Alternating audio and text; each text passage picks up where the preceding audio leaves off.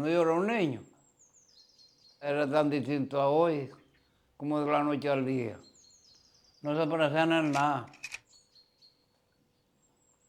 Los llanos eran un desierto, porque en esa época estaban aquí los sotomayores, que Sotomayor eran gente de bien, de mucho, de dónde vinieron no sé, pero todo el mundo iba a servirle abajo los sotomayores. Mi padre el primero, mira, ahí se engalanaron, mi hija, ahí vivieron todo el mundo, lo que en los llanos no.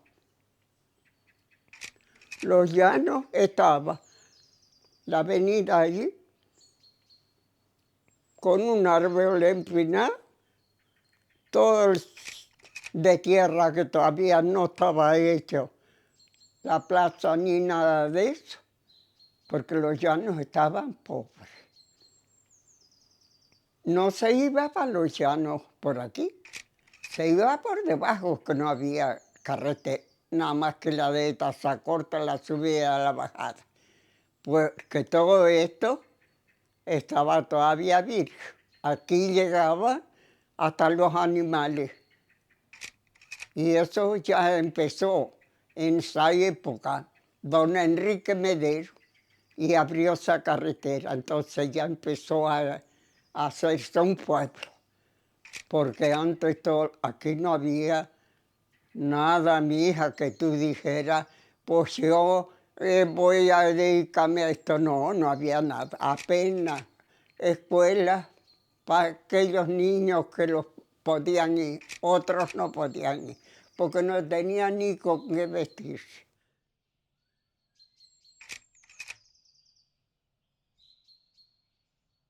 Yo recuerdo aquí en La Laguna de 2 coches o 3, no habían más. Mi padre iba a La Palma e iba por la cumbre caminando. Los dueños le daban el dinero para ir en la guagua, como decimos nosotros, y él se iba por la cumbre para ahorrar eso. Y atravesaba la cumbre, iba a dar sobre Mazo a La Palma y después volvía a regresar por ahí. Y según mi padre, pues pienso yo que cuantos más lo harían, ¿no? Igual que él, por ahorrarse ese dinero y tenerlo para otras cosas. Sí.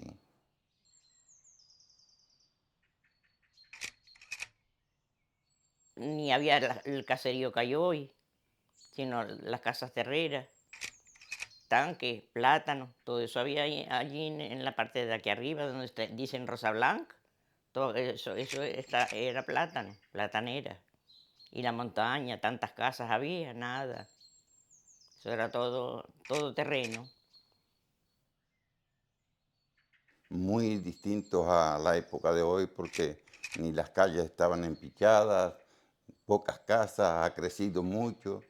Y ya te digo, yo ya no lo visitaba con frecuencia porque lo mío era trabajar, trabajar y trabajar y poco te puedo contar sobre eso, pero sí ha sido un crecimiento enorme, sí.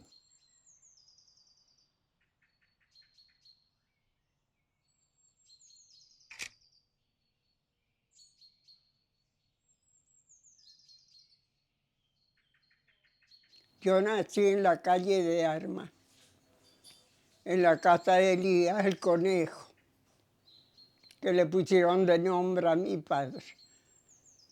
Una señora que vino de Cuba se hizo comadrona, título no tenía, pero esa mujer trabajó mucho. Yo misma tuve 3 hijos y me los cogió él. Sí, fue espléndido. Y muchos, porque no había otro. Aquí estaba abandonada la medicina, porque con remedios se curaba la gente. Uno, que no había dinero, porque esos años fueron horribles, porque estalló la guerra, amiga querida, y yo tenía 9 años, y yo no me he olvidado. Quitaban, ponían un camión, abajo en la plaza de Arhual, lo llenaban de hombres y se lo llevaban para la guerra, sin matón ni masón. Eso fue la perdición de España. Todos los días se oían llantos por las casas que iba, porque faltaban los hijos y no estaban, y no se sabía dónde estaban. Eso me cuentan, ya de eso no me acuerdo yo, eso me lo cuentan mis padres. Pero sí hacían mis padres los cuentos eso, que venían porque sabían que estaban mis hermanos y los escondían hasta debajo de la cama, porque dice que se los llevaban. Se los llevaban y después no los veían más. Mi marido, que Miguel Naco, que lo conoce aquí en Arhual todo el mundo, se preocupaba por el malestar de la gente, hizo mucho ayuda. Él pertenecía al grupo de los comunistas, de los trabajadores. No que fuera el comunista a matar a nadie, nada, trabajador. Con tan mala suerte que en esto había estallado la guerra y en la plaza de Arhual la Guardia Civil cuando venía de trabajar, que era todavía, tenía 18 años, cuando eso ya él trabajaba con compañeros, a nuestros perdidos en Portoná, lo ponen preso. Lo cual la Guardia Civil, ¿para dónde me lleva? Preso. ¿Para aquí? ¿Para Palma? Pues terminó en Tenerife. Porque lo que él decía no valió. Pues terminó en Las Palmas, preso en un barco, y se lo pasó 5 años en la cárcel. ¿Tú crees que es poco?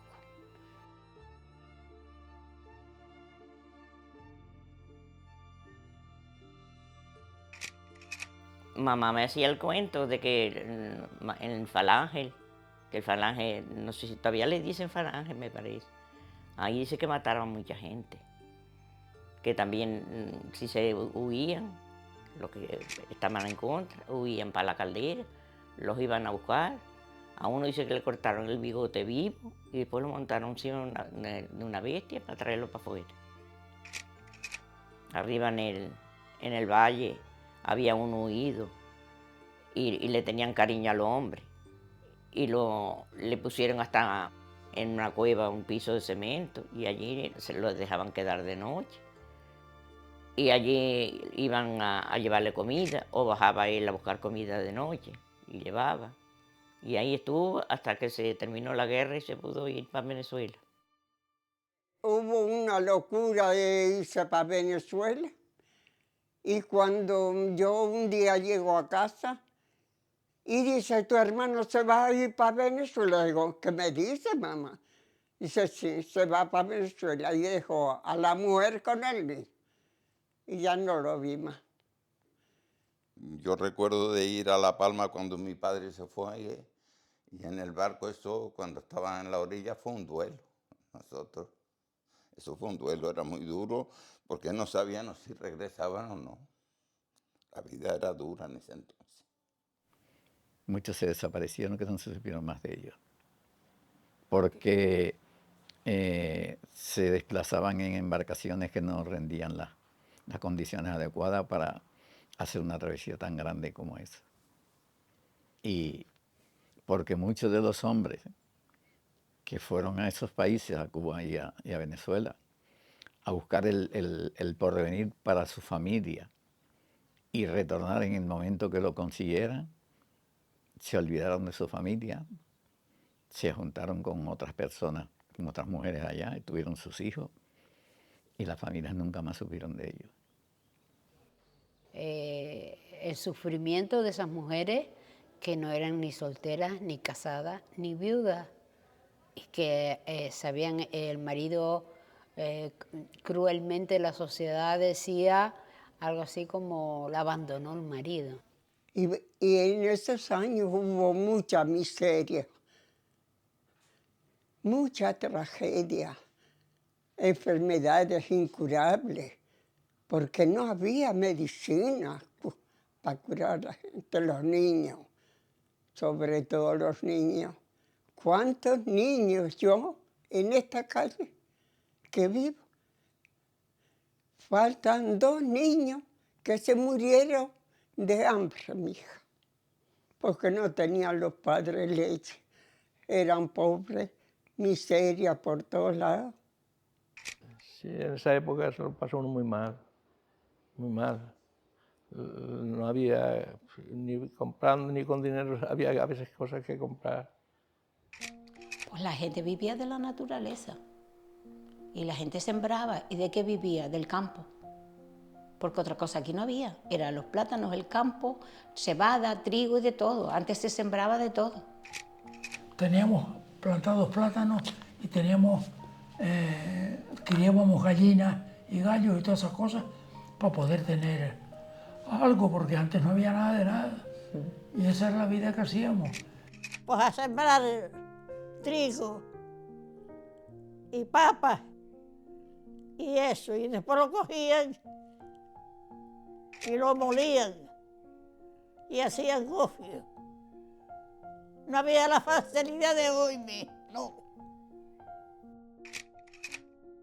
Y cargábamos el agua por la cuesta para arriba de la siega, que no es que tuviéramos agua, es que cargábamos el agua para regar esa huerta.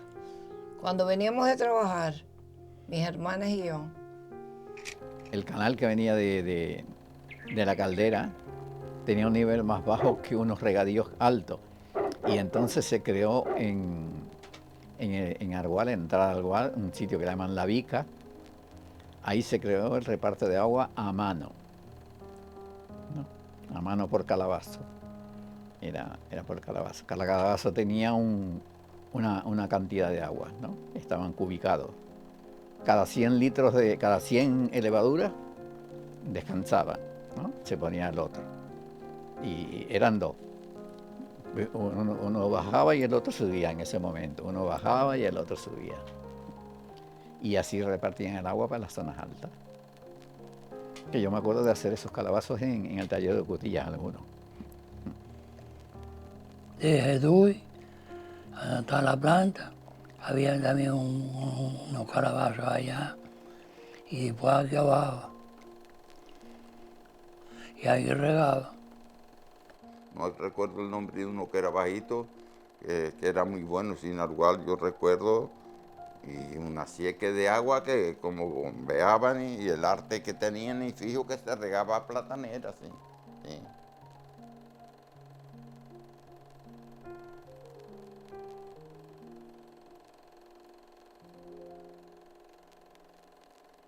Nos venía el lechero todos los días a casa, que el lechero vivía arriba en Bergoglio, arriba de todo. Venía el lechero. También me recuerdo que venían las barqueras del puerto a vender el pescado con las cestas grandes en la cabeza, y llamaba a mi madre: doña Conchita, que mire, el pescadito es lo que traigo, pero mire, no se preocupe que yo se lo limpio. Vivíamos del ganado, había que echarle basol, recogerla, criaba un cochino al año, lo salaban en bidones de esos de madera, y ponían una camada de gordura, otra camada de costilla, otra camada limpia. Con la carne de cochino todo el mundo criaba su cochino. Cuando se mataba se repartía la isla a todos los vecinos por allí. Te quedaba solamente la que ibas a comer en tu casa ese día. Ponían una hoja de calabacera. Este trocito de carne es para aquella señora. Luego otro así, y así iba a llevárselo a las vecinas. Mira, esta es la suya, coja esta. Luego la otra para la otra. Y cuando ellos mataban el cochino, también lo compartían con los demás. La gente antes era una para otra. Doña Mercedes me da una tacita de café en grano. ¿eh? O doña Mercedes me da una tacita de azúcar o una tacita de leche, de esto de leche, o de aceite. ¿sabes? Sí, se intercambiaban. La persona que no tenía, pues venía a buscar y después, cuando tenía, se lo devolvía y si no tenía, pues nada. Se hacían gallofas para la recogida de almendras, para después perlarlas, quitarles la cáscara, para partirlas.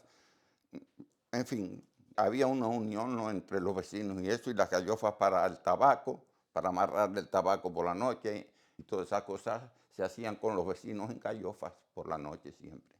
Un vecino con el otro con el otro, y siempre con ayuda, sí. Desinteresadamente, y no ibas con ilusión de que te pagasen ni nada, porque tú sabías que ibas a colaborar, a ayudarles, ¿no? Porque después ellos te lo devolvían. Era así. Pues se iban unos a casa de los otros.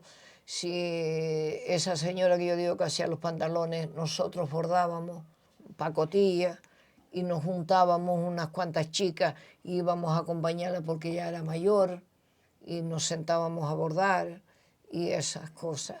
Eso era, lo que yo extraño es eso. Ver los vecinos ahí haciendo cuentitos y entreteniéndose ahí, me encantaba eso.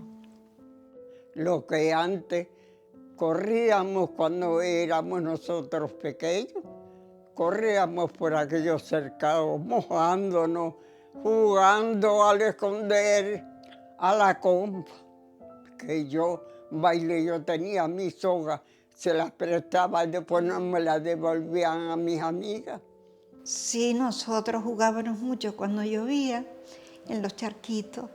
Entonces había como unos bichitos que se llamaban bichos de agua, que esos eran nuestros animalitos. Hacíamos corralitos y jugábamos con eso. Y hacíamos los platitos con lapas, con las cácaras de las lapas, hacíamos nuestros platitos a las casitas. Y las muñecas las hacíamos de tunera, pues no teníamos otra cosa. Pues jugábamos con pelotas de arique y nos daban un tropezón, la sangre, le echaban un puñado de tierra y seguíamos jugando. Claro, antes no habían las cosas de hoy, pues con carritos de penca, carros de alambre, y el que podía y era un poco preparado lo hacía de madera y cosas de esas, y jugando al escondite, a si te pillo. Y después lo que yo recuerdo de juego, fue el parchís. Un parchís pequeñito que teníamos, que jugábamos al parchís. Yo no recuerdo otros juegos tampoco. Es que yo también, de 13 años, fui a trabajar a un almacén. No tuve ni tiempo de jugar. Pues no tenía los 10 cumplidos. Empecé a trabajar en una zorriba, aquí próximo a mi casa, 50 metros.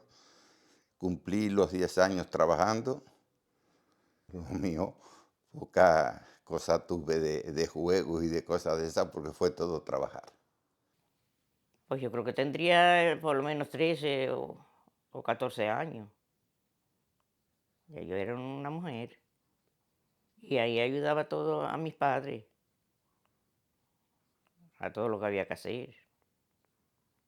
Antes se trabajaba mucho. Me acuerdo que mi madre tenía una pileta allí en Arumal y lavábamos, pero si no pasaba agua por la sequía y no cogíamos agua, no teníamos. Y venían a los lavaderos con una tina grande llena de ropa, lavaba todo el día. Y como no alcanzaba, me metía dentro. Y hoy miro y digo, ay, cuánto lavé yo aquí.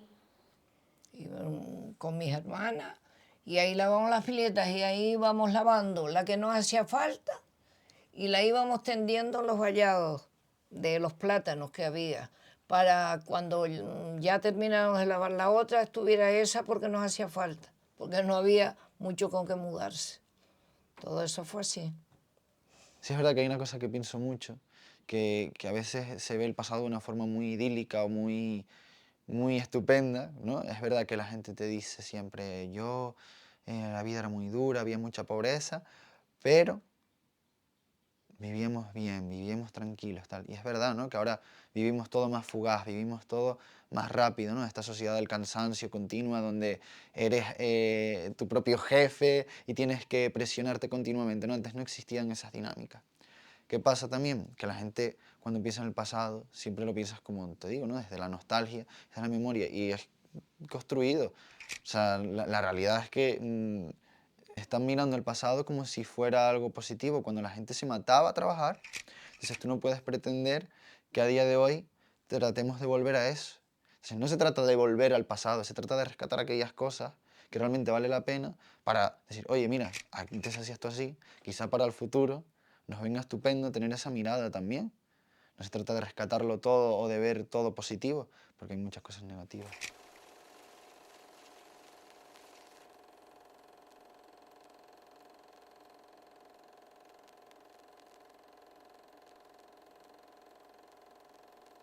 Pues pasamos unos años horribles.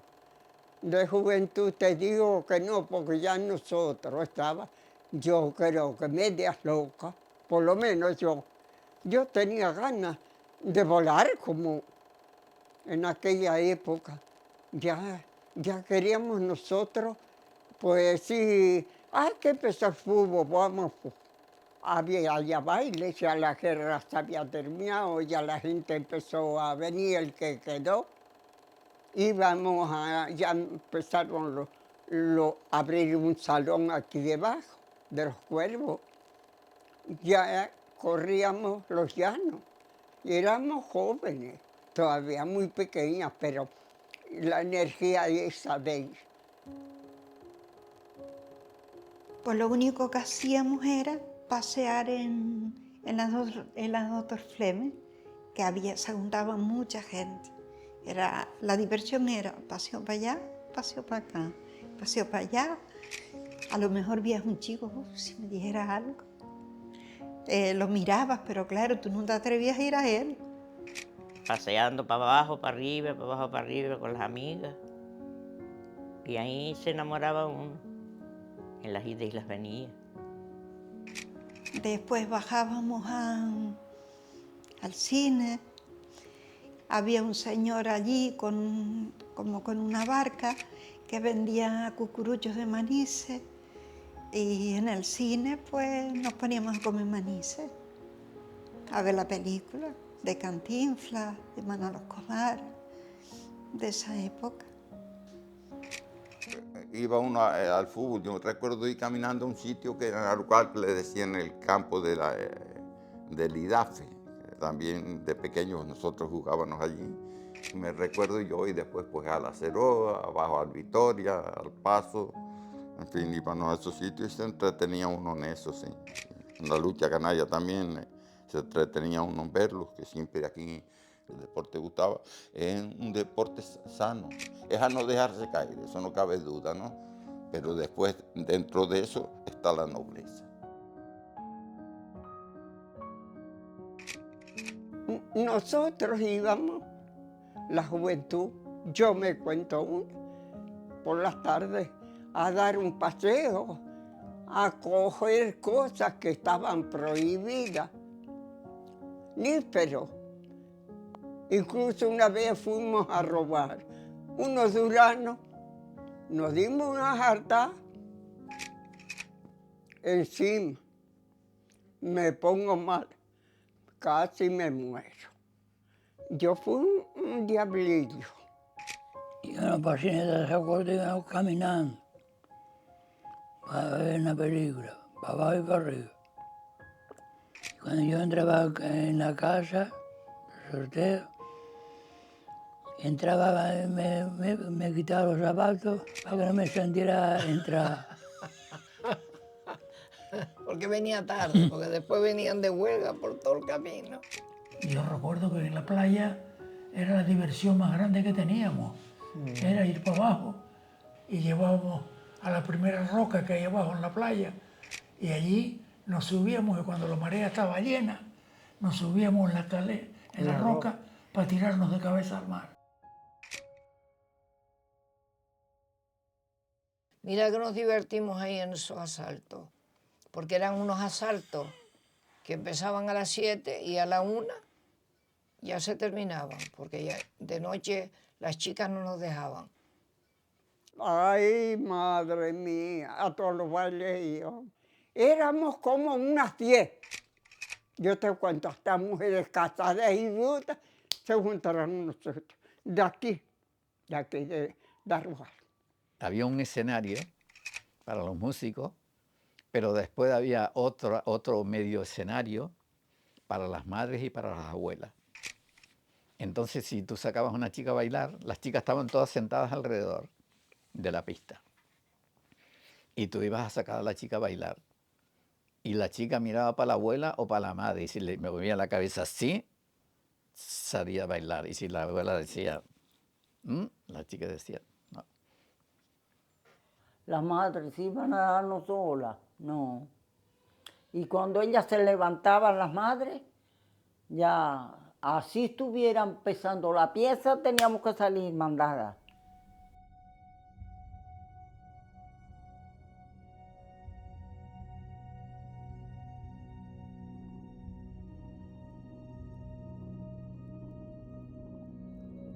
La patrona, que cuando eso todavía mi padre vivía y la patrona sí se le daba muy bien, incluso cantaban fuera en la plaza un coro, las Sosa, de ellas cantaban y era bonita la patrona. Ay, muy bonitas, y las fiestas de arte preciosas. Las fiestas de arte preparaban las señoras de aquí del pueblo, las señoras encargadas, ¿no? O sea, que se tomaban ellas muy en serio la preparación de las fiestas de arte y los cuadros plásticos preciosos. Muy bonitas, estaban ahí muy preciosas por las vestimentas y todo el material que tenían ya los llanos habían progresado un montón.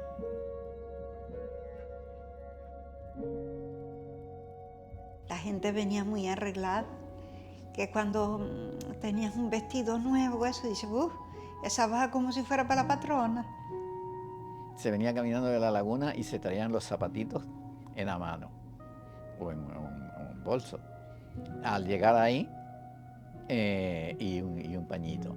Se limpiaban los pies, había una pequeña fuente de agua, se limpiaban los pies, dejaban, cada uno se respetaban, dejaban dentro de los huecos de las paredes, dejaban sus alpargatas, se ponían sus zapatitos de tacón y se entraba para el pueblo. Y después ya cuando terminaba la fiesta de allí, cada quien venía, sabía dónde había dejado, se las volvía a poner y guardaba los nuevos, porque no era como hoy, que se tienen 4 y 5 pares y más, ¿no? Sino que antes, pues si se tenía 1 o 2, eso era una cosa. Y también en los carnavales nos vestíamos de máscara, las niñas, y íbamos por las vecinas pidiendo un huevito. Iban, yo me acuerdo de una vez que en Arhual, aquí arriba, hacían un baile y para entrar las mujeres tenías que enseñar la mano porque las mujeres no pagaban y nos vestimos 2 o 3 amigas de mascaritas y nos vinimos al baile y nos dejaron entrar y nuestros padres buscándonos y nosotros como no sabían los padres cómo íbamos vestidas, capemos que bueno, porque si no nos daban unas tregas. Y nosotros, como éramos mujeres y nos dejaron entrada, nosotros a bailar, porque tendría yo 13, 14 años. Mamá nos ayudaba, mamá le gustaba mucho. Le decía, hija, ¿por qué están las cortinas? Porque cuando estos estaban prohibidos los carnavales, en esa época, que no dejaban ir a los vecinos, pero aquí se volvió todo una hermandad, que mi madre ponía a los carnavales una misa con festejos de pan dulce y sopas de miel y todo eso. Corríamos toda la vez y la gente hacía atrás de nosotros. Pero estaban prohibidos, si nos cogían.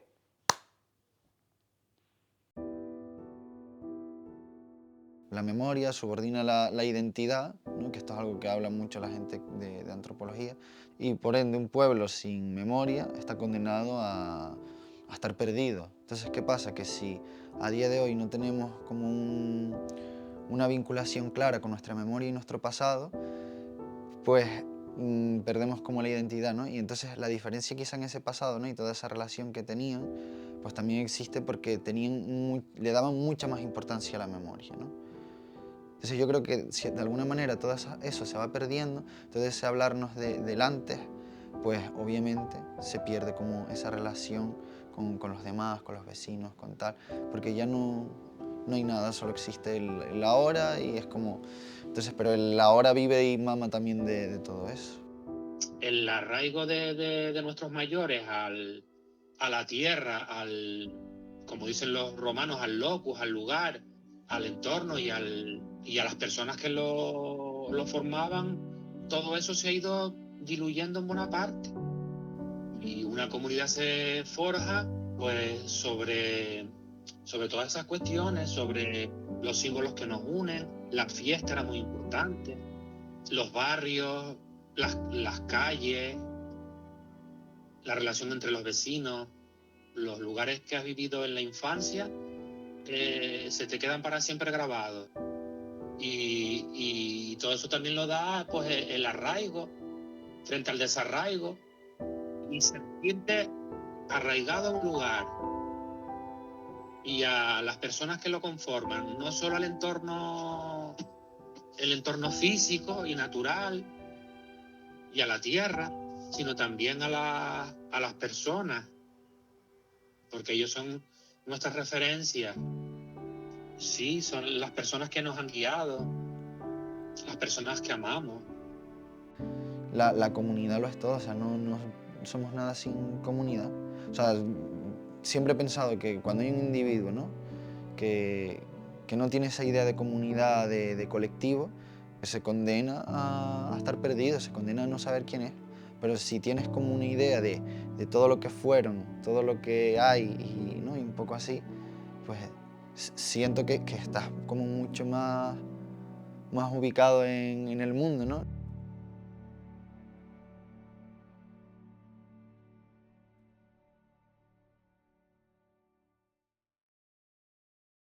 Ya, se acabó ya, Teresa. Ya, gracias a Dios. Ya. Pues ya está. Cuando lejos me encuentre de ti, cuando quieras que esté yo contigo, no hallarás un recuerdo de mí, ni tendrás más amores conmigo. Yo te juro que no volveré, aunque me hagas pedazos la vida. Si una vez con locura te amé, ya de mi alma estarás despedida. No volveré, te lo juro por Dios que me mira, te lo digo llorando de rabia. No volveré, no pagaré hasta ver que mi llanto formado un arroyo de vida anegado, donde yo tu recuerdo ahogaré.